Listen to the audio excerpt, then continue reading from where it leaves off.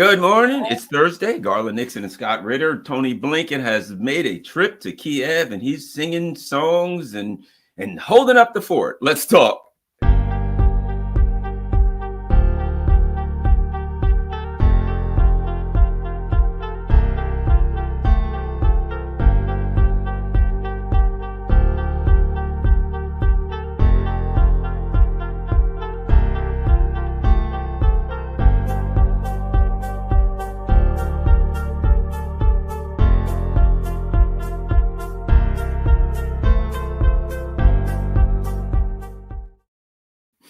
Scott, all along for quite a while, there's been a discussion, right? And the discussion has been at some point, this thing collapses, and will the US and NATO, oh, they're going to send troops on the ground, they're going to attack Russia, blah, blah, blah, blah, blah. And I felt, me all along, I said, they exercise the Samsonite option. They do what they've always done. They're going to walk away and leave Europe and everybody else holding the bag with a failed state, and just on they go to their next move. Well, Tony Blinken went to Kiev, brought his guitar. He went to some bar that's filled with Nazi iconography, as if there's a bar in Kiev that isn't filled with Nazi iconography. And he sang a song and he left them. And I don't think things are going so well. I don't think the guys on the battlefield who are running from Fab 1,500 bombs feel, like the tide is turning because Nero Blinken is singing songs in Kiev. Your thoughts on that brain dead spectacle, and then let's get into what's happening on the battlefield. Well, we know that Tony Blinken has a tendency on occasion to pull out his guitar and relive his college-y fantasy life of being a rock and roll star. I couldn't tell if he was getting the licks in properly or not. Look, I played air guitar. I've entered a couple of air guitar contests in my day, and I can fake it to make it if necessary. But it looked like he might have been playing something there. I applaud him for his courage. I mean, I avoid karaoke for a reason, and because it would be a disaster for me and the venue. But he got up there, he plugged in, he played. But this is a man who's never shied away from making a fool of himself. He is a Secretary of State who regularly embarrasses himself and the nation with his pronouncements about policy and policy linked to his assertions of American moral supremacy, that the rules-based international order is actually something that the world should applaud, not condemn. And on this trip, trying to breathe life into a dead body.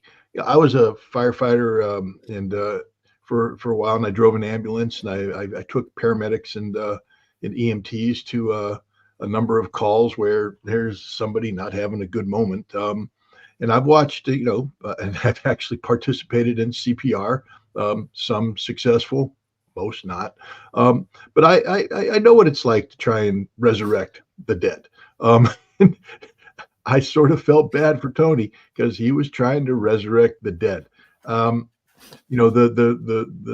murder of Ukraine is taking place, and it is murder, but it's murder that's self-inflicted. It's not. I'm not going to put that label on the Russians. The Russians are simply completing a job that shouldn't have been started to begin with, but it was started only because of the Ukrainian side. The Russians are, in the process of achieving what you and I have been talking about for some time. I mean, military math makes what's happening and what's about to happen inevitable. There's no getting away from it. The Ukrainians are in a state of collapse. They have no more manpower. And you can tell by the reinforcements they're sending into the Kharkov direction, which, by the way, should have been a heavily fortified line. Tens of millions of dollars were allocated to creating these well-prepared defenses to shield Kharkov from any Russian push out of the north. It turns out that all those dragon's teeth that the Ukrainians used to mock, look at the Russians putting in their dragon's teeth. The Ukrainians built them themselves, but they were just piled up. They never were installed. The trenches were never dug. The fortifications were never hardened. Troops were never, earmarked for the task. And the Russians have come in and they are slicing through what passes for Ukrainian defense like a hot knife through butter. The Ukrainians have stripped away their so-called fire brigades from the Donetsk and Zaporizhia fronts, Kherson even, the Kraken brigade, this right-wing fanatic special forces unit that specializes in murdering civilians and hanging out behind the battle lines to shoot any Ukrainian soldiers who dare retreat. That's their job. They've been put into the front. They're getting slaughtered. The 3rd Assault Brigade, which is the Azov Battalion Regiment Brigade, renamed so that nobody understands who they really are, except they always shout out who they are anyways. They've been pulled out of Chasiv Yar direction after refusing to fight because they recognized they would die there. They're now being sent to die in Kharkov. We'll see how long they choose to stay in the battle. Some of these specialist Ukrainian intelligence units that aren't meant for conventional warfare because they're the last units left are being thrown into this battle, and they're being slaughtered as well. There's nothing left. The Ukrainians have gone back and they're stripping whatever they can from the primary line of contact to send up to Kharkov. That's not enough. Not only are the Russians coming down through, toward Kharkov, the Russians continue to press their advantage along the entire line of contact, making advances.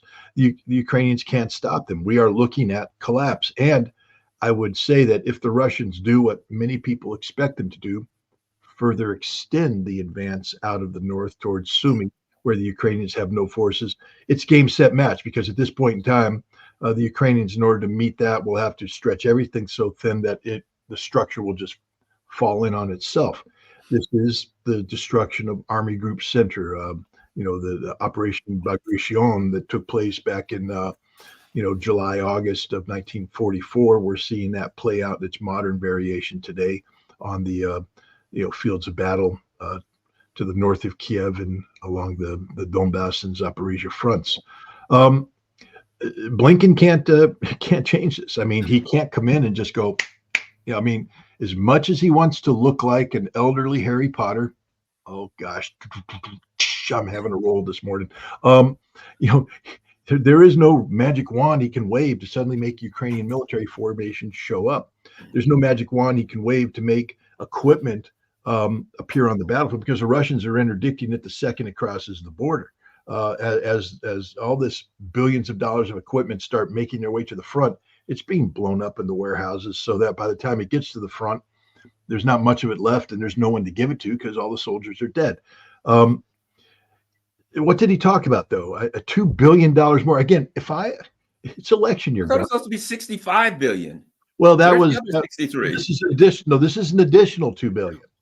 An additional $2 billion. You see, now that we've gotten through the roadblock of funding, we can now start just throwing money at Ukraine.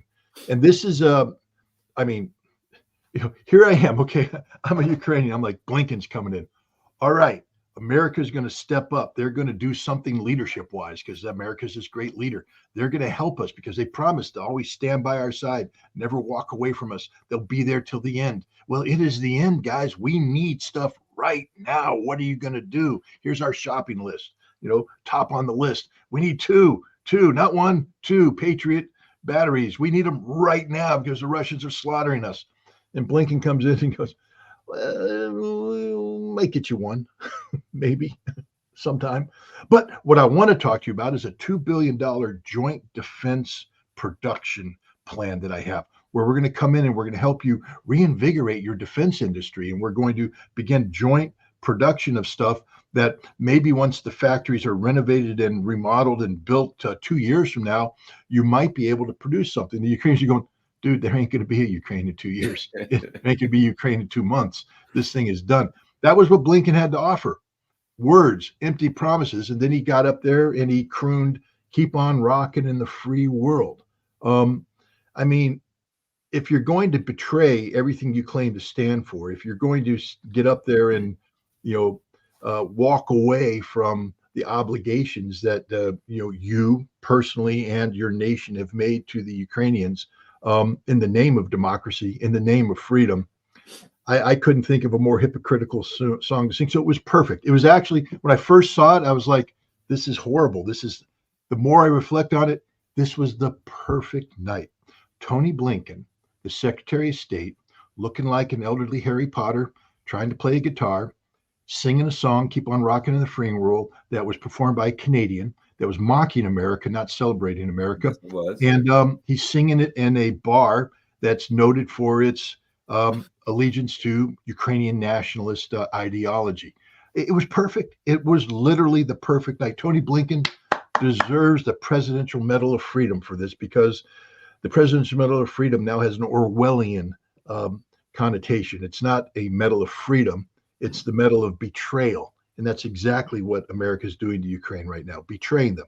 And I have to be honest, it was predictable. And I'm sort of happy they're doing it, because this betrayal will lead to an even more rapid collapse of Ukraine that can bring an end to this conflict, and people will stop dying. Because right now, what's happening to the Ukrainians, they're suffering horrific casualties all along the entire line of contact. You've got, the new Baghdad Bob, Sarah Carter, I guess, whoever the new Ukrainian sergeant is, out there. I mean, it's comedic. Chasiv Yar stands, Slav Ukraina, and then runs off to NATO to get, stroked by the NATO people, and then comes back, Kharkov stands, Slav Ukraina. And I'm like, are you literally looking at a map when you say this, or do you just, spew? They pull, you're programmed with one phrase, and they pull your string, and you just repeat that phrase over and over and over again.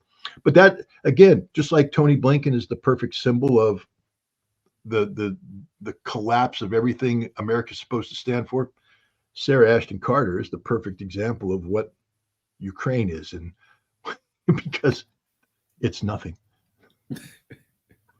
Yeah, it's not what it claims to be. How about we go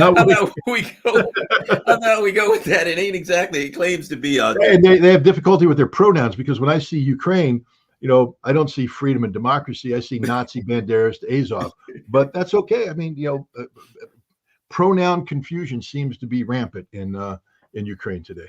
Yeah, well, and as I see it,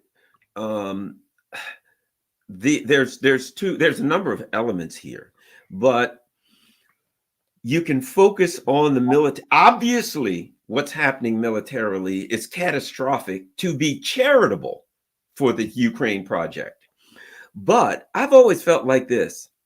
At some point in the background, the oligarchs who, for those people who don't know, one of the reasons they don't have, Scott alluded to it, one of the reasons that they don't have some of these structures and trenches and things in some of the areas that were supposed to be guarded and were supposed to be fortified was that tens of, if not hundreds of millions of dollars went to the area, and they were pilfered by oligarchs with fake corporations. So again, this is what Ukraine does. Money goes in. It's like a Roach Motel, right? Money goes in, but it don't come out. But here's my point. At some point, Scott, all this crap is going on the front lines. The Russians are running over the Tony Blinken singing God only knows what song. And at some point, the oligarchs, the politicians, at some point, the people in the background say it's over. You know what I mean? At some point, they look at it and they start thinking, how do I get out of this thing alive? Some of the oligarchs, I better get the hell out of this country. Some of the politicians, I better start flipping and talking to the Russians because they're going to be in charge soon. You know what I mean? At some point, the foundation that makes Ukraine politically, economically, etc. viable, those people wake up and say, this game's over. And when they do that, they just pull a rug out from it. I mean, that's what I see happening. When I say collapse, sure, the military's collapsing, but you know what I mean? If you're in the background and you're pushing this thing and you look and you're like, the walls are coming tumbling down, and the Russians will come here and start arresting people, locking them up, grabbing us, holding us accountable for all kind of unthinkable things. Investigations could start. People are going to start thinking about how they survive. And in a corrupt country, there is no dedication to the country. The individuals are going to look inward and say, how do I make it? Screw the rest of this project. Yeah, the interesting thing is that the Ukrainian oligarch class, rose to power the same way the Russian oligarch class did, by committing horrific crimes against the people, robbing them blind, and only looking out for themselves. The Russian oligarch class, however, was brought to reign by a guy named Vladimir Putin. And thanks to U.S. economic sanctions and Europe's economic sanctions, the oligarch class has been almost eradicated as a viable entity in Russian domestic political affairs today. The Ukrainian oligarch class, used to be very closely linked to the Russian. Look, money loves money, and corruption loves corruption, and so the oligarchs work together. If you take a look at, there was this ammonia line that went through, Right. Ukraine that helped feed fertilizer production and things of that nature, going up to Togliatti, I guess, in Kazan, or in the Tatar Republic. And it just operated throughout this conflict. Why? Because money, money, money. But the Russians have brought this down. They've reined it in. And the reason why I bring this up is that the Russians have always dealt with the Ukrainian oligarch class as sort of the indirect approach to controlling Ukraine. Russia knows what Ukraine is, and Russia has been, using the levers that it can. The Ukrainian oligarch class made a decision that they're going to back the Ukrainian nationalists. They're going to back European Union accession because they thought the best way. They had taken all their money out of Ukraine and put it into the West, and so you might as well go hang out with the people that are safeguarding your bank accounts and your yachts and your mansions and your cars. The Russians are going to win this war, and when they do, there won't be a Ukrainian oligarch class in Ukraine anymore. And this is my long way of saying, if they think that they have a vote, if they think they have relevance today, they don't. They could have 6 months ago put pressure on Zelensky and help bring this. The Russians were working with them. We know this because just take a look at what the Russians did to try and get the Ukrainians back to the table, even after they walked away from the original Istanbul communique. The release of the Azov prisoners. I mean, these are the scum of the earth. These are Nazis with the tattoos. These are guys who committed crimes. But the Ukrainians were like, we can't even begin to talk about going to the negotiating table as long as you hold these people prisoner. So the Russians said, well, look, you're worried about us doing stuff to them? We'll take the baddest of the bad, and they'll just go live a nice life in Turkey. They can hang out on the beach, get drunk, do whatever they want. They just can't leave Turkey. They can't go back to the fight. That deal was negotiated using Ukrainian oligarchs, using Russian oligarchs. The connectivity there. The Russians did that because they were like, okay, if we do, and man, the Putin government was eviscerated for this.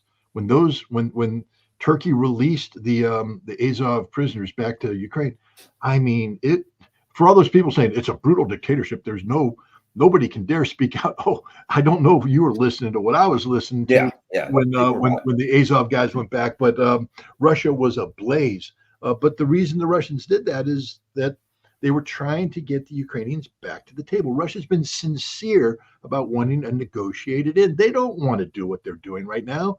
They take no pleasure, in gutting you, as to quote The Rock. Sorry, I'm just full of movie references today. But the fact is that time's done. The oligarchs are finished. Russia isn't talking to them. They have no relevance. And they're going to have to run and try and preserve as much of their money as they can, because we're going to get into an ugly period of time here as Ukraine collapses. The veneer of self-delusion that has been placed over the West, especially the media, about democracy and freedom loving, that'll be stripped away, and it's going to become obvious that one of the reasons why Ukraine lost this conflict the way they did is the level of corruption. The amount of money that was supposed to go and do job A, but ended up in the pockets of corrupt individuals, X, Y, and Z. And Z is Zelensky, who has taken a lot of this money. All the people that we've put up there, the new Winston Churchill, the new this, the new that, they are the most corrupt people on the planet. This money that was just sent in, we're going to find helped fund the escape routes for hundreds of Ukrainian elite. Instead of going to pay the pensions and pay what they were supposed to pay to keep Ukraine solvent, to keep it functioning, it went instead to line the pockets of people. And when this happens, these oligarchs are going to find that the Europe that they've run to is going to turn on them. There's going to be, seizures of assets, forfeitures, arrests. And normally I try my best, Garland. I really do to be as humanistic as possible, to be as sympathetic as possible, and to wish harm on no one. It strains me to the max not to just sit here in glee thinking what's going to happen to these Ukrainian oligarchs, because they are responsible for this disaster. They put Zelensky in power.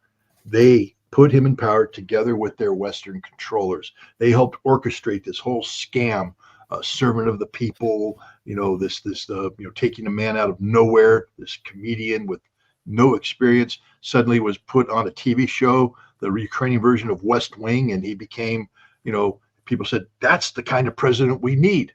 Why don't we vote for him to be president? And they did. And then he turned around, he betrayed them. So this oligarch class deserves what's coming to it, but they're not. It's too late for them to even pull the plug. It just doesn't matter. They don't matter anymore. Fact is, nobody in Ukraine matters anymore.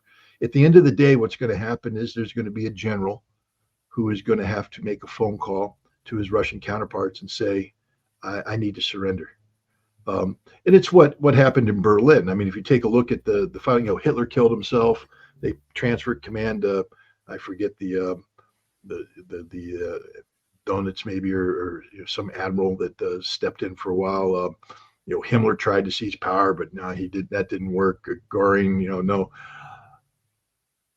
And at the end of the day, the Russians are saying, we're going to kill you all, guys. But I have to reach my superiors, and they're like, we don't have time for that anymore.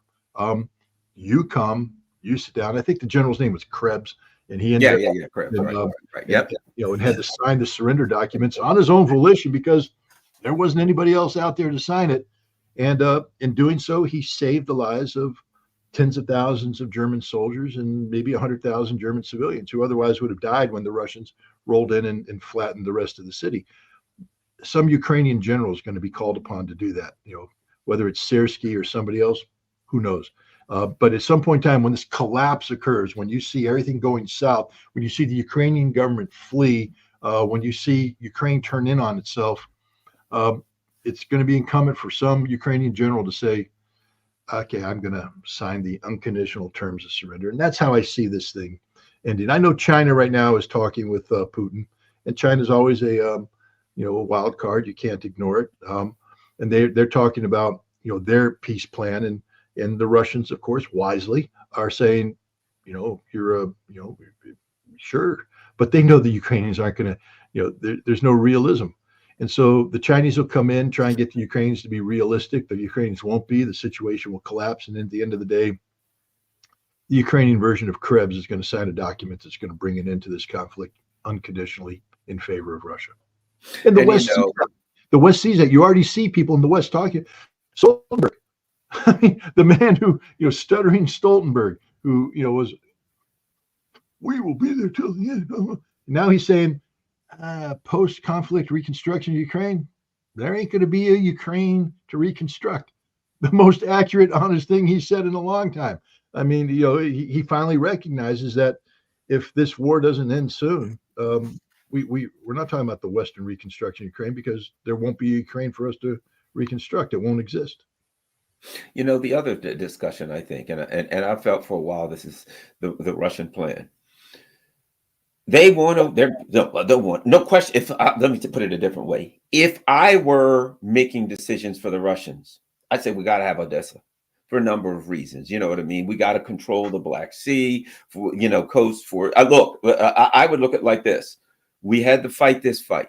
Since we had to fight it, we'll take everything we need. We ain't fighting it a second time. Everything that works for us, we see these people threaten us. Odessa has to be ours, right? So the question became, are they going to attack Odessa? Are they going to surround? Are they going to this and that with Odessa? if I'm the Russians, here's what I think. I knock the crap out of this machine until it falls apart. Then I don't have to argue about Odessa. You know what I mean? You knock this machine in the head till it falls apart. The troops in Odessa are like, well, what's going on? The people in Kiev are throwing in the towel. We're surrounded. The lines are falling. Everybody's running for their lives. There's no battle for Odessa because effectively in this conflict. And there's no negotiating to be done with Odessa because there ain't nobody to negotiate with. There's people standing there with their hands up, and I say Odessa is mine. Now, if the West says, well, we will, which makes it impossible. Now, who do they come in and ally with or protect them? Nothing. There's nothing there. Odessa falls as a result of the conflict being. Anyway, your thoughts on that? Because I know with what's going on with Odessa, with access to the sea for various countries through the Danube, we can go on and on and on. The West does not want to lose Odessa. Anyway, your thoughts on Odessa? Right now, I think it was the New York Times. I have to go back and check. It was yesterday's paper. Had an article that was talking about that the Biden administration and the collective West is now leaning on Ukraine to accept a ceasefire that freezes the conflict, and that the solution will be what they call the Korea solution. It's interesting because, again, the Russians are just, no one's asking the Russians, and they're the only vote that counts. But here's the important thing about the Korea solution. It implies that it's a ceasefire, but not a cessation of hostilities. And therefore, they're hoping that once the conflict freezes, that Europe can now move forces in, stabilize the front, secure Ukraine, and then Ukraine can begin a long-term strategy of guerrilla warfare, of unconventional warfare, sending drones in, things of that nature. Under the belief that Russia will never, won't be able to escalate again because Russia's going to forfeit all of the advantages they've accrued. If I was the Russians, I'd look at that and say, you guys just guaranteed that we're not going to accept it because you're not looking to end this war. You're looking to extend this war. You're not looking to, bring about a new European security framework that respects, mutual spheres of influence and seeks peace and prosperity. You're looking for decades of conflict, of continuing the policy of trying to strategically defeat Russia. So it can't happen. Odessa simply cannot remain in Ukrainian hands, because if it remains in Ukrainian hands, it becomes a jumping board, a launching pad for continued, offensive, assaults on Russia that'll go on for decades. So no, Russia has no choice, I believe, but to take Odessa. And remember, there's another. Russia has to resolve the Transnistria issue. And the best way to resolve that's that breakaway republic on the border of Moldova and Ukraine. The best way to resolve it is to create a land bridge by taking the entire oblast or region of Odessa, linking Transnistria with Russia proper, eventually incorporating it into Russia. Now, but to have Odessa, you need to have Mykolaiv. You can't have Odessa without Mykolaiv, so that's going to fall. Now we're talking about what else then? Dnipropetrovsk. I'm thinking that's going to have to go too. Kharkov, well, we know that's going to go. Sumy, probably. Chernihiv, yeah. Poltava, maybe. I mean, how far does Ukraine want to take this? At what point in time does Russia just say, screw it? We're gonna take all of Novorossiya. We're gonna take all of New Russia, not just the territories we have now that we call Little Russia. We're gonna take all of historic Novorossiya. And again, Putin's speed. I remember watching eyeballs roll when Tucker Carlson interviewed Vladimir Putin, and he went into that whole history. And I'm sitting there going, y'all need to listen to this man. Okay, the fact that you lack the IQ and the attention span to pay attention is your problem. But he's telling you things such as what is Russia and what may be allowed to be Ukraine. And he made it clear that what Novorossiya was and what it's probably going to be, and that is Odessa and all the territories I just outlined. A negotiation could have prevented this. I talked to a Ukrainian politician who fled Ukraine after the Maidan. He's now in Russia, part of the Ukrainian government in exile, and they were lobbying the Russians to allow Kharkov, Odessa, and the other Novorossiya states that weren't formally incorporated into Russia yet remain in Ukraine, but the conditions were strict. Total denazification, a government that was willing to enter into a economic, political, and security union with Russia and Belarus, a rejection of the EU, and a rejection of NATO. And he said if that happens, then Russia could conceivably allow these territories to be under Ukrainian control, because in reality they'll be under Russian control. I think Ukraine's taken that option off the table now, and I think we're looking at Ukraine and the West, and we're looking at the total destruction of Ukraine, and that's a sad thing for Ukraine. But I warned, you warned, other people warned for some time now that if you go down this path, Ukraine will no longer exist as a modern nation state, and tragically, I think we're at that point. Yeah, I think one of the turning points amongst many was Crocus.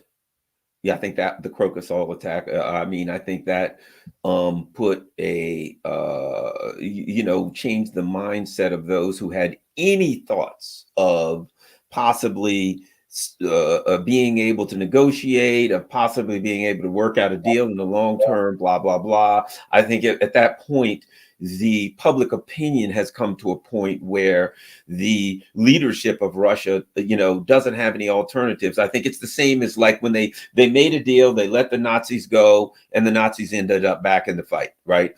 And now that kind of stuff ain't happening again. And after Crocus, I think it's like, we're not going to put you in a position where not only, before it was, we have to put you far enough away so you can't fire in and hit us. I think even those days are gone. We have to wipe out any remnant of the ideology, of the mindset that would do that. So even if they could, there ain't nobody either left or that has the capacity to do it.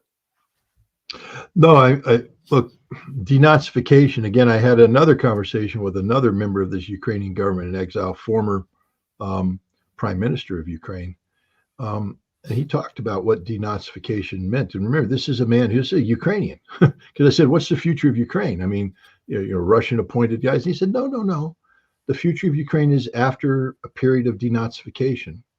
Once the Ukrainian people are ready for it, there will be elections, and the Ukrainian people will elect their own government, elect their president, elect their, but these will be people who aren't tainted with the ideology of Stepan Bandera or Ukrainian nationalism.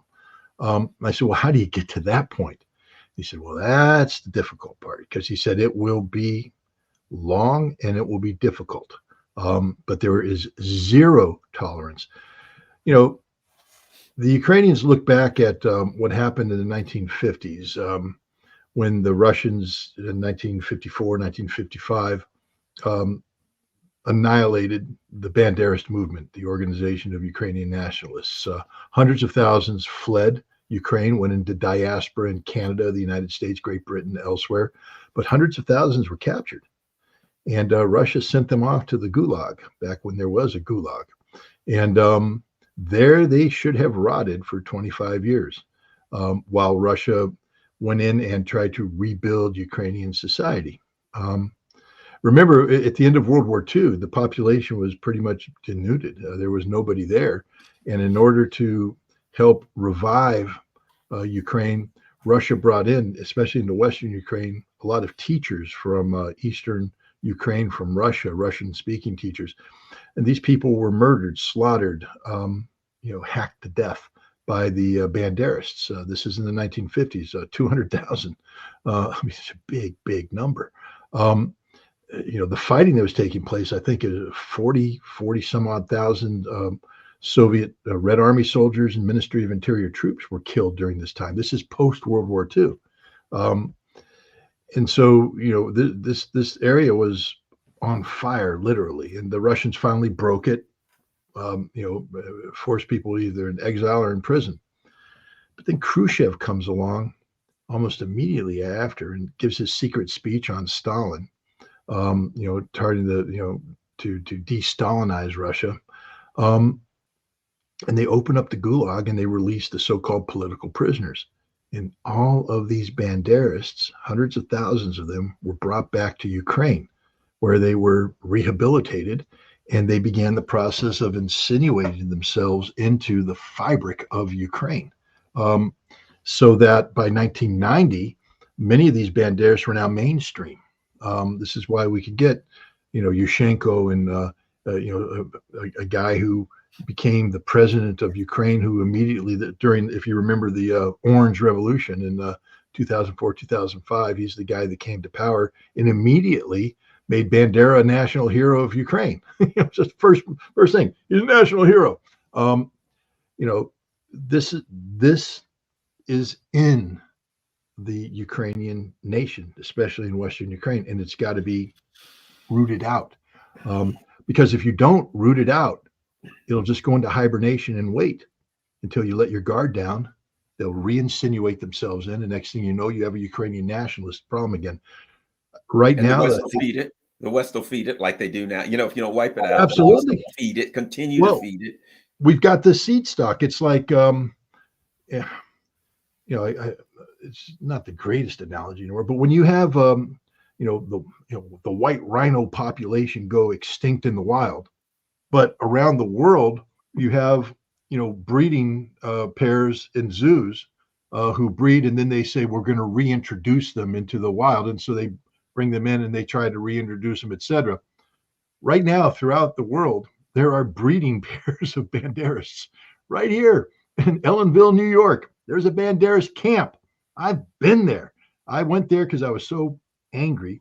I actually drove in the gate and walked up to the Bandera sign in front of everybody and gave it the middle finger, sort of daring these Banderas gardeners. I don't think they understood what the hell was going on.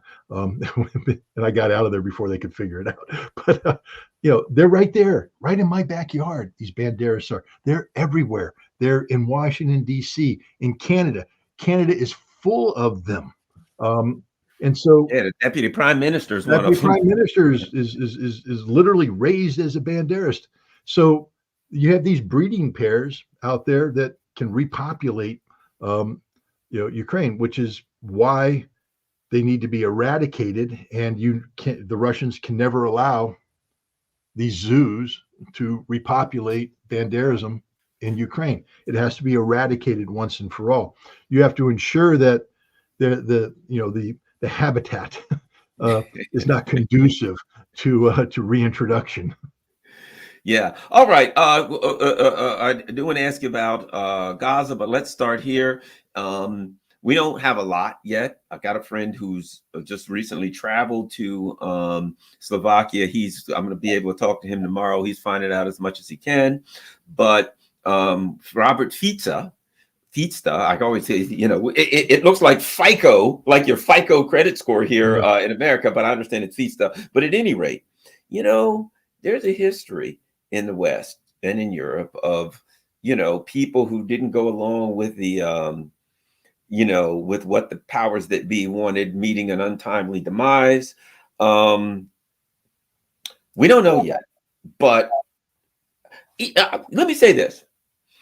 Even if it was just a crazy old poet that shot him, most people wouldn't believe it because of everything that's going on. Even if it was, who would believe it? Anyway, your thoughts on the attempted assassination of the Slovakian prime. Let me add one other thing. Here's the other thing I think that really horrifies the people in power about him. Viktor Orban. So they say that he's a crazy far-right conservative, right? Fica, what do they say? He's a far-left commie, Stalin-esque socialist, right? The fact that these guys are the best of friends and that these guys both say, look, we're just trying to look out for our population. We're trying to make sure our people can eat. I think that's what really horrifies the people that be. Orban better watch his back. But at any rate, what are your thoughts on the attempted assassination? I mean, as you said, it's too early to draw definitive conclusions about motive and things of that nature. But I will say that the Slovakian Minister of Interior came out with a statement and said that the nation's on the verge of civil war. And so I think that there's much more going on than just a 71-year-old poet who decided that he didn't like the policies of, because apparently, Fico's policies, it's not just the Russian aspect, but there are things he's doing, that don't have a link to Russia policy-wise, and it's alienated a portion of the population that has, like much of the Eastern European nations, fallen in love with the fantasy of the West. They just, guys, the Georgians who are marching against the NGO law, etc. Yeah. You look in there and you find USAID money all over the place. I'll put it like that. The USAID money is flowing into that area. Yeah, managed by the National Endowment for Democracy, which is literally, when they were created, the purpose of the National Endowment of Democracy is to take the overt political action, i.e. regime change activities of the CIA, and just put it under, dress it up nicely.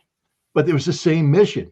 And then they create these other things, the International Republican Institute, which the Republican Party gets in there, and we're promoting democracy. And then you have the NDI, the National Democratic Institute.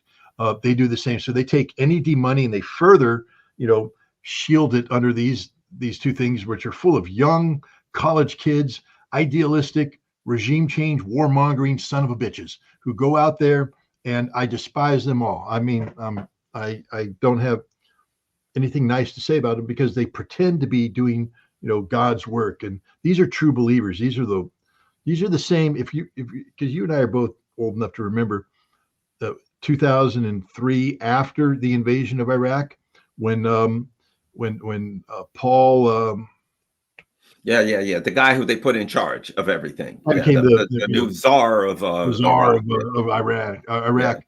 He recruited. What they did is the Republicans went to colleges and recruited these young Republicans straight out of college with no experience whatsoever, but they were, on the Bush re-election team and all this kind of stuff, and true believers. And they came in and they were allowed to run a country, and they ran it straight into the dirt. But this kind of mindset, it exists for the Democrats as well. These young idealistic people who are suddenly, at a very young age, told they can play God. And so they go over, and then they come into Georgia as if they are conquering people. Yes, I am an American from the National Democratic Institute, and I'm here to save you. And yes, I know I'm only 24 years old, but that's okay. I know everything because I was educated at Georgetown University or, Stanford or whatever. And they come in there, and it's just disgusting what they do. And I don't even know. It's even worse if they believe that what they're doing is good. Maybe they don't sit at the table at the meeting that their bosses sit at, where there's that guy in the corner that everybody knows who he is. You even know what his real name is, but you can't use his real name or his real organization. He's just Bob. Bob's here to help. Bob's taking notes. And at the end of the day, Bob will come in and whisper some things to you about who you could go talk to make this problem go away. Bob's CIA. Bob's from the Directorate of Operations. Bob's from a mission center who's been given the task of achieving a nefarious end result in Georgia, which is to take down Georgia Dream. Do people not understand that in 2012, when Mikhail Saakashvili was brought down by his corruption and his inefficiency, the man that replaced him was Bidzina Ivanishvili, a billionaire who made his money in Russia off of metals and banking. And the United States went, whoa, we don't like this. We don't like this at all. And that's when we began pouring money in to change Georgia from the bottom up, to begin this soft power regime change operation to get rid of Bidzina Ivanishvili and the Georgia Dream Party. Now, they've been in power since 2012 for 12 years. Looks like they're going to stay in power because Georgia is sort of a conservative country that, although they like the idea of the EU and NATO, they don't like the idea of some of the diversity equity and inclusion policies that the United States is trying to impose on them. So they probably weren't thrilled with, like, say, the winner of the Eurovision. no, they're the Georgians. Well, although the Georgians put again, you have a split in Georgia right now. You have a youth movement that again, somebody brought this up to me, and I have to admit this isn't original analysis on my part, so I'm borrowing it from somebody who's smarter than I am. There's a lot of people out there smarter than me, and I borrow a lot of stuff from them. But they said, Scott, you have to be a little soft on the Georgian youth. And I went, why? They said, well, you do understand that Georgia had a collapse. I said, yes, I understand it. And you know what happens in a collapse, don't you? I said, well, I mean, things are bad. And they said, there was no education system. There's an entire generation of Georgian youth that are not well educated. They grew up in poverty. When they went to school, they didn't learn the things that you learned. They didn't learn to read and write. They learned to survive. And these people, instead of falling in love with Georgia, began to resent Georgia. They looked at Georgia as this weight on their back, and they were susceptible, therefore, for the promise of riches and easy money and a better life that the European Union and the United States brought in and said, if you just come to us, we will make everything good. And so you have successive generations of Georgian youth who are poorly educated. They don't know Georgia. They wrap themselves in the Georgian flag, but they don't know anything about Georgia. They shout out Abkhazia, and they don't understand anything about what Abkhazia is, how that situation happened, and the reality that the only way you're going to get Abkhazia's back is through Moscow, not through Brussels. No. So we lured these people in an effort to bring down Bidzina Ivanishvili. We've been engaged in regime change in Georgia since 2012. And it's accelerating now because they're desperate. They understand, the West understands that in October, there's an election in Georgia. And if Georgia Dream wins, that's the end. That's the end of it. And this law that Georgia Dream just passed guarantees a Georgian Dream victory because it exposes the money that's been put in there, and it exposes the intent behind that money. So this is what the United States does. We go in and we try and rob the mindset of people, but we've been doing that in Eastern Europe too. And right now there's an entire population in Slovakia, in the Czech Republic, elsewhere, that have been lured in by false promises of wealth and relevance. And we come down to the attempted assassination. When the Minister of Interior says, we're on the verge of a civil war, I think now we have to take this assassination and view it differently. It's not just a disgruntled poet, that this man is the tip of the spear of a larger social movement that can tend to violence. And now we go back to Georgia. These demonstrations we see in the street, understand that it is the Maidan playbook. Everybody focuses on Maidan February 2014, not realizing that Maidan actually began in December 2013 with peaceful demonstrations, people taking over the square, lighting candles, holding song fests, doing this whole thing that was peaceful.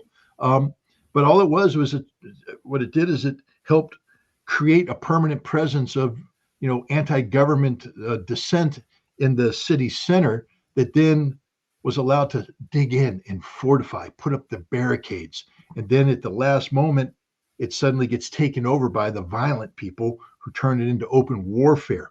That's the direction Georgia is heading, and it's being done in the open. These European leaders, I don't understand the Georgian government. When you have members of parliament of the European Parliament, when you have foreign ministers and prime ministers from Baltic countries and everything come to Georgia, and instead of checking in with the government, they go straight to the demonstrators, demonstrating against the Georgian government. At that point in time, I send my cops in and say, you're not welcome anymore. Get the hell out of my country. Got to go. Before we get to, let's see. This is the winner of the Eurovision right here, a person who goes by apparently the name of Nemo, who is, I'm not sure, but whatever the case may be. So that's the winner of the year. What country was that? Yeah, I don't know. Sweden, Switzerland, one of those. But that's the Eurovision winner. I guess. I'm not sure. Maybe Sarah Ashton Cirillo won it this year or something. I don't know. Next year. I'm sure she had a good voice. Yeah, no doubt in my mind. At any rate, let's move to. I've been watching. I saw a video yesterday of an Israeli base that was aflame. I don't know what happened there. Maybe somebody was smoking in an area where they shouldn't have been and threw a lit cigarette into a trash can, but it looked like the whole area was a whole base was on fire. I'm still watching these videos of guys coming out of a tunnel, and literally, a guy had a friggin' tank mine in his hand. He walks out of the tunnel, he runs over to the tank, and you see an Israeli soldier on the other side of the tank looking in this direction. Runs up behind the tank, heaves a tank mine under the tank, sets it, gets back in, go back in the tank, and you hear above him, boom. Yeah, we're not winning a war like that. Your thought on what's happening? The Israelis are still trying to, they're freaking out. They're freaking out at the UN. There ain't no way to win this one. Anyway, Scott, your thoughts on Gaza, Rafah, etc. Back in October 29th of last year, I wrote an article for Sputnik where I talked about why Israel couldn't win this war. And I spoke of the war above ground and the war below ground. And I basically said that this, what's going to happen to Gaza is going to be a combination of Stalingrad, where the Germans blew all the buildings down and the Russians just dug in. And, the Germans broke their back trying to get them out of the rubble.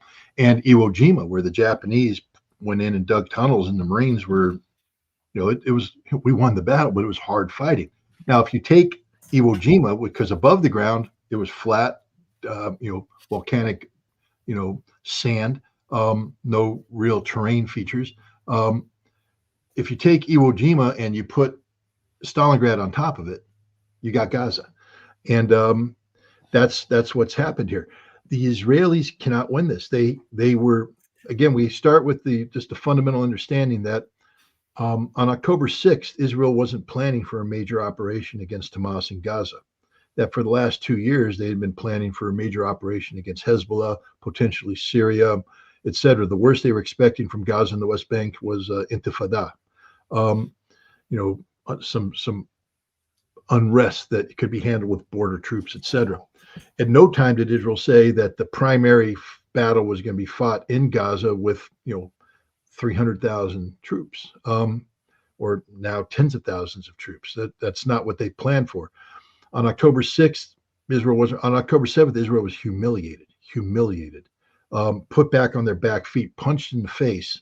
And then Hamas withdrew to Gaza, which meant that the whole purpose of the humiliation was to get Israel to come to Gaza on a battlefield that the Hamas people picked. If you don't understand what's happening here, Israel wasn't prepared, never had a plan for Gaza. They weren't even thinking about Gaza. And now they get humiliated and they have to act. So they're making up the plan as they go along. And they're making up the plan to meet political objectives, not military objectives. The plan isn't about accomplishing something from a military standpoint. It's about accomplishing something from a political standpoint. The physical destruction of Hamas. How do you do that? The eradication of Hamas as a political entity. How do you do that? We don't know, but get in there and do it. And so they took an army who's thinking above the ground. Their whole concept of Gaza was airplanes coming in, dropping bombs on buildings, dropping the buildings. In 2014, they had tried to go into the tunnels and they got slapped around. They said, we ain't doing the tunnel thing anymore. The tunnels expanded, got even bigger, badder, and more capable. So Israel comes in, and I said, they can't win. They're going to go in there and they're going to kill a lot of civilians. They're going to collapse the infrastructure. And then what happened? As they got ready, as things started to heat up with Hezbollah and they started talking about going to war ahead, they pulled everybody out, went up there. Hamas, who was supposedly defeated, went back in. But they're not going back into Gaza October 7th. They're going back into Stalingrad. And so they're coming in and, Hamas, this is their backyard. So I can guarantee you that the battalion commander in Gaza City went, all right, boys, they're coming back in. Okay, based upon what we saw from them, where do you think they're going to set up their battalion headquarters? That building, wire it. Where do you think they're going to set up their motor park? Over here, get some tunnels in there. Where do you think they're going to set up their communications? Where do you think they're going to do this? Where do you think they're going to do that? And they mapped it out and they prepped it. They prepared for it. So now Israel has come back and they're going back into these places and they're getting slaughtered. They're getting slaughtered.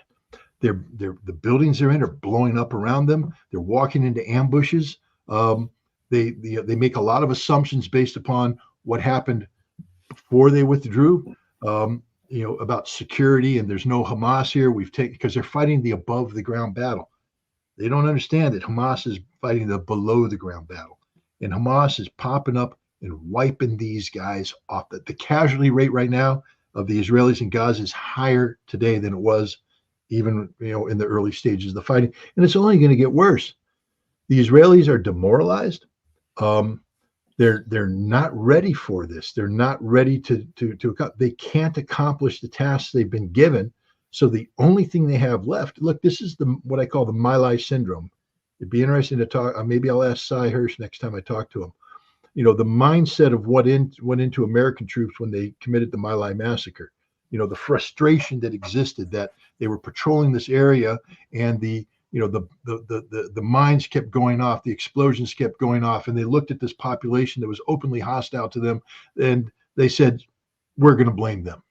And so they finally turned around, they brought everybody in, they massacred hundreds. It was America gone crazy. That's what Israel's doing right now in Gaza. They're going crazy. They can't get their hands around Hamas.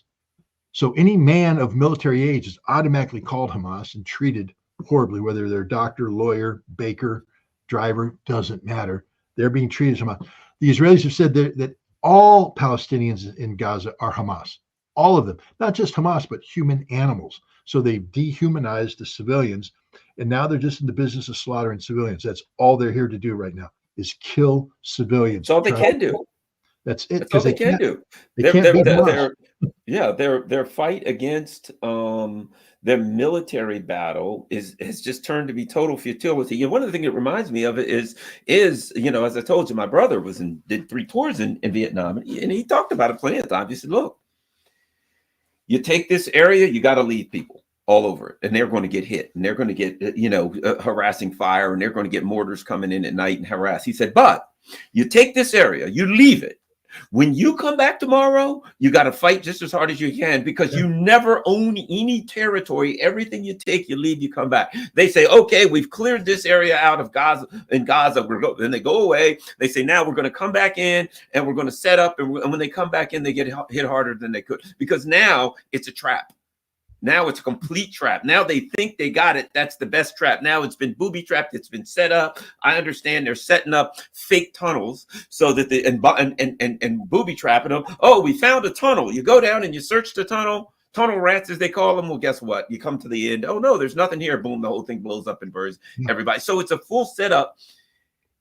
They're just wasting their soldiers away because they can't stop. They can't stop fighting. Let me ask you this, since we're a little bit more time left, not much.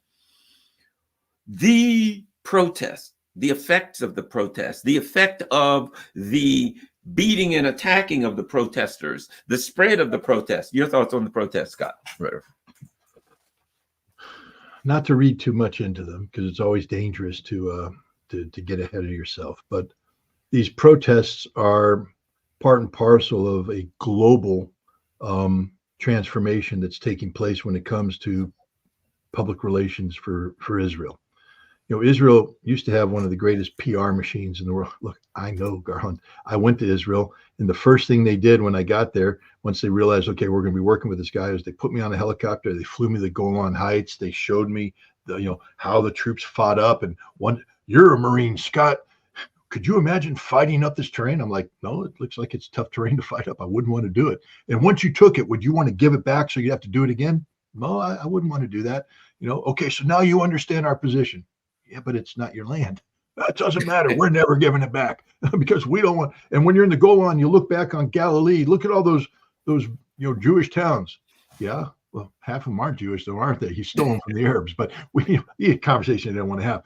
Then you get on to they take you to Masada. This is where they came up, and we fight to the death. The spirit of us. They take you to the Green Line. They take you to the mountain range overlooking the spine of Israel, looking back to the Mediterranean. The Palestinians can never have this because they look down on. They make the whole thing.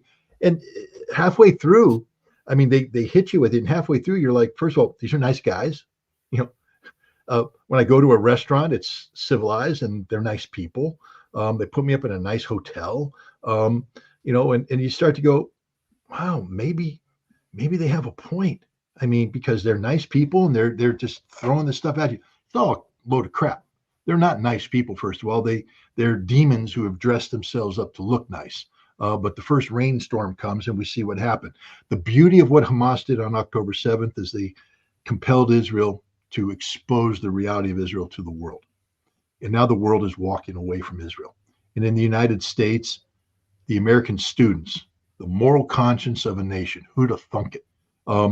American students are sitting there saying, no, we're not going to be part of this. We reject this genocide, not in our name.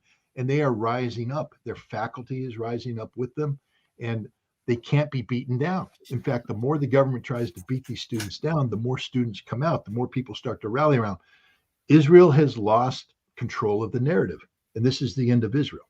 I honestly believe that, a process has begun that Israel cannot reverse. No matter what happens in Gaza, the day of Israel is over.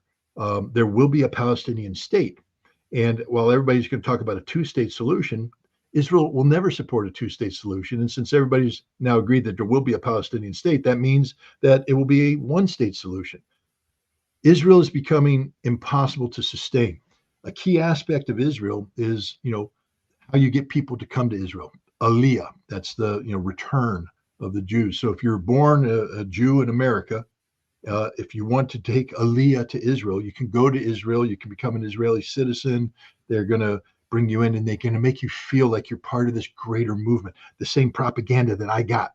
And that propaganda is believable when you're sitting on the beach in Tel Aviv, sucking on a martini going, ain't this nice? But you know what makes it unbelievable? Rockets start coming over.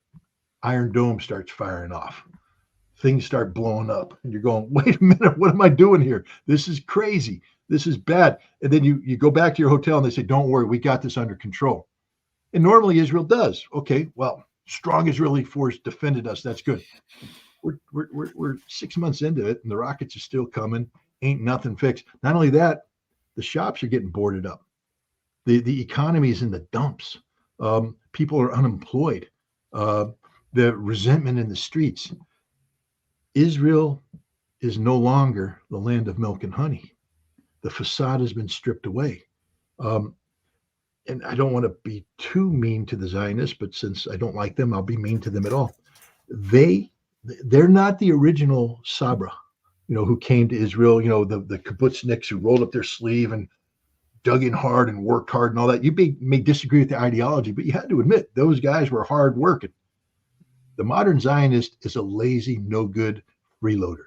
They come in and they just want to plug into a pre-med society, or if they're the Brooklyn Jews, they want to come in and plug into a pre-made home by the Palestinians that they kick out in the West Bank.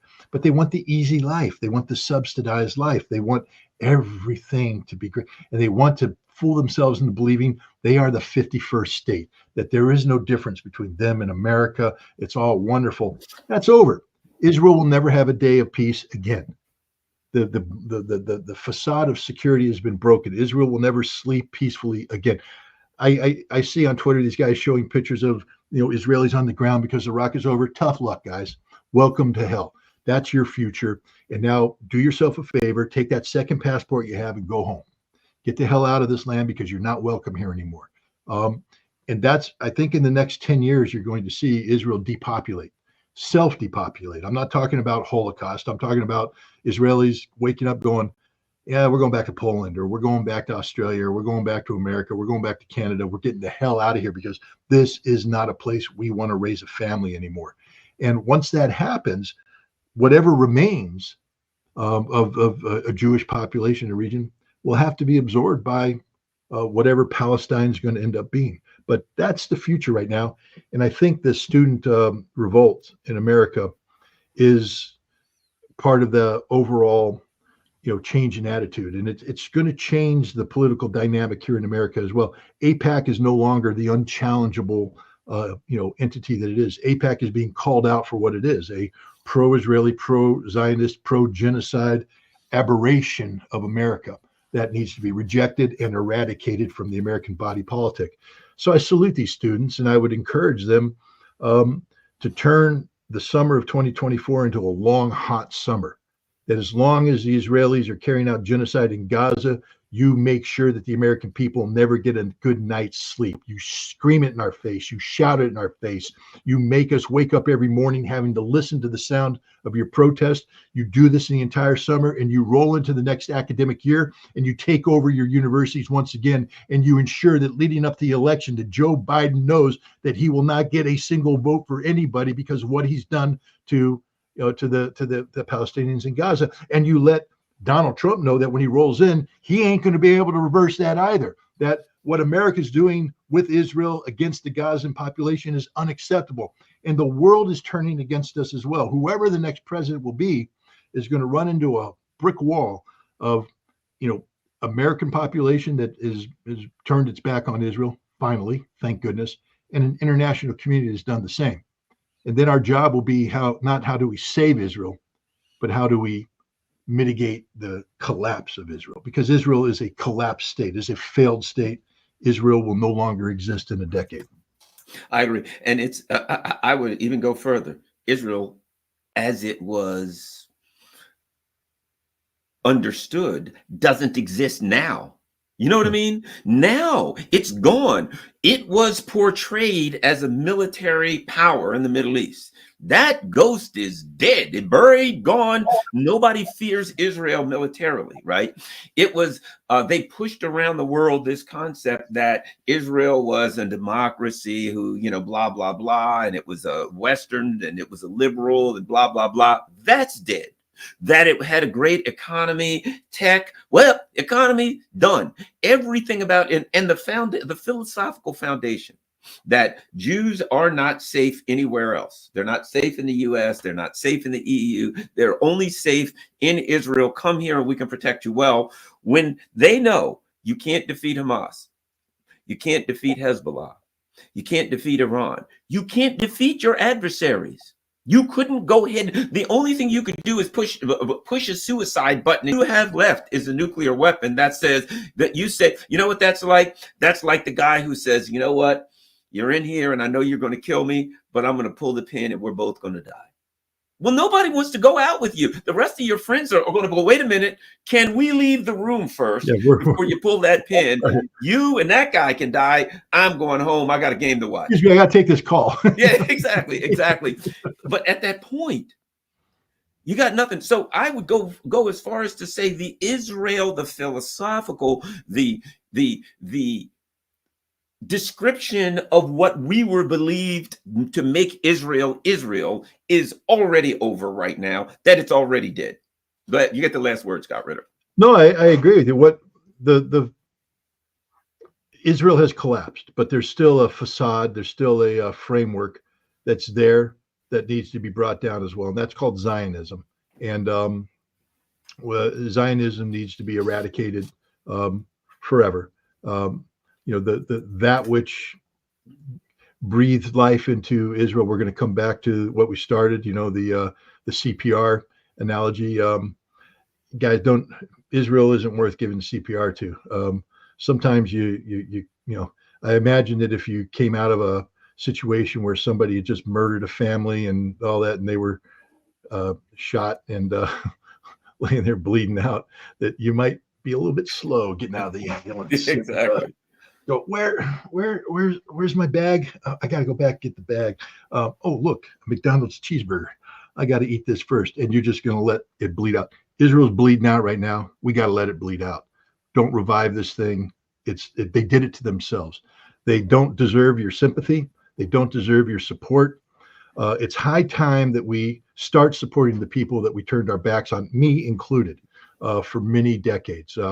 I didn't see the Palestinians. It wasn't that I was anti-Palestinian. I didn't see them because I was led into believing something about Israel that turned out to be an absolute lie. It's time we introduce ourselves to the Palestinians. It's time we listen to them, hear their story, and you're going to realize that their story resonates with so much more truth than the Israeli story. That the Israeli story is just a pack of lies, a package to be sold to America via Hollywood. I mean, I watched Genesis. You remember the movie Genesis with Paul Newman and all that? I watched it again because I like Paul Newman, and I read the book. I remember reading the book and seeing the movie, and I'm like, but this time I watched it again, I'm going, oh my God, it wasn't just a Hollywood movie. It was a propaganda movie. This was pure 100% unadulterated Israeli propaganda designed to get the American public to fall in behind something that all you had to do is look at it and realize we can't support this. I mean, we knew who Menachem Begin was. Somehow we continue to support this guy. We knew who they all were, and we supported them. No. Start, if you're out there and you haven't done so already, reach out to your local Palestinian community, and reach out to your local mosque, and just start sitting down and talking to these people. All this post 9/11 crap about how Islam is bad and all that stuff. No, I'm not saying they're not bad Islamists out there. Of course, there You can are. find Christians. The KKK was supposedly a Christian organization. Yeah. In any religion, you can find if you're looking for you it, can find people you'll in a find religion. it. But Yeah. generally speaking, I can say this about the Albany community, the Muslim community in Albany. It's very subdued because here we are in America, and we're making an entire class of people living. I don't want to hear about how the Jews live in fear. They don't live in fear, not at all. That's self-induced fear. No one's targeting. I mean, again, there are the exceptions. Of course, we had people, but in Albany, no one's targeting the Jewish community. No one gives a flying hoot about the Jewish community. Do your thing. Have your synagogue. Go worship. We support you. We defend you. But no one's waking up in the morning going, how can I do the Jews in Albany? But people do wake up saying, how can I bring the Muslims down? They look at the Muslims. They say they're evil. They're plotting against us. They're different than we are. No, they're not. They're good members of this community, law-abiding members, peaceful members of this community. We need to reach out to the Muslim communities of America and start listening to them, start talking to them. And when we do that, we'll find that a lot of the prejudices that exist within us that have allowed us to accept at face value the Israeli narrative while condemning anything that was sympathetic to the Islamic cause, will recognize them as being grounded in lies. That's the best thing we can do. Again, I want to thank the American students out there for taking the lead on this issue. Scott Ritter, everybody, don't forget, go to scottritterextra.com so you can find all of Scott Ritter's good works. When you go there, make sure you donate to help keep Scott continue to be able to do his work, and share it on all your social media platforms. As I always say, if you can't afford to donate, that's fine. Share this on your social media platforms. Put a note on the post that says, hey, everybody, when you get there, make sure you donate to keep Scott going and keep all of his work going. Thanks a lot, everybody. Peace. We're out.